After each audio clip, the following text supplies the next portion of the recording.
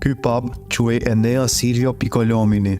Qysh para se të ngjitej në katedralen e Shën Pietrit si Papa Piu II, përbën një histori kërshërore tipike për figurat e spikatura të humanizmit evropian. Enea Silvio lindi më 19 tetor 1405. Donse është fjala për një rastësi, nuk mund të mos vihet re që rezulton pikërisht bashkëmoshatar me Gjergj Kastriotin. I përkiste një dere të madhe nga qyteti i Sienës, Piccolomini. Të dhënat gjenden në librin Shqipëria dhe shqiptarët në Europën e Piut të dytë, me autor Aurel Blasari. Ai na jep një vepër të plot prej 200 faqesh, që është i rrallë në gjininë e vet, për të kuptuar më mirë pozicionin që zë Arbëria në gadishull një uglindore më gjerë. Ka shkrime për këtë temë, por janë të cunguara dhe të padokumentuara.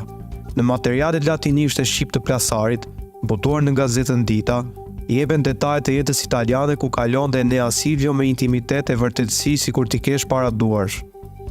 Në libër tregohet se depërtimi turko-osman në rajonin juglindor të Europës, sot e njohur si Ballkani, ishte bërë për Europën e krishterë shqetësimi i madh, dhe ç'është e vërteta, funksionoi dhe si detyrim për ndërhyrje në rajon. Papa Piu II kujdesej personalisht për frontin e luftës antiturke. Ishte një front prej 500 miljesh, Hungari, Bosnje, Serbi, Arbëri. Në Rom u hap tmerri se turqit ishin gati të sulmonin Italinë. Konstantinopola kishte rënë. Askush nuk i njihte aq mirë sa Enea Silvio vendet dhe njerëzit e Europës. Ai ishte edhe pap, poet, historian, dhe shkrimet e tij shërbyen si burime me vlerë Barletit dhe Nolit.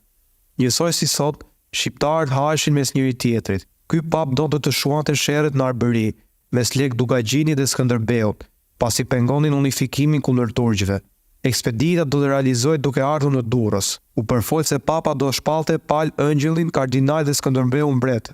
Por ekspedita dështoi. Papa vdiq rrugës nga Ethet dhe nuk bërriti kurrë në Arbëri.